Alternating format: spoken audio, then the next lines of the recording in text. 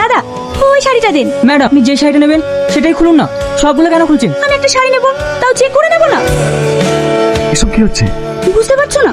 এই ড্রেসগুলো পরে আমি ট্রায়াল রুমে ব্লগ বানাচ্ছি। 8টা ব্লগ হয়ে গেছে, আর 2টা 3টা বানিয়ে চলে যাবো।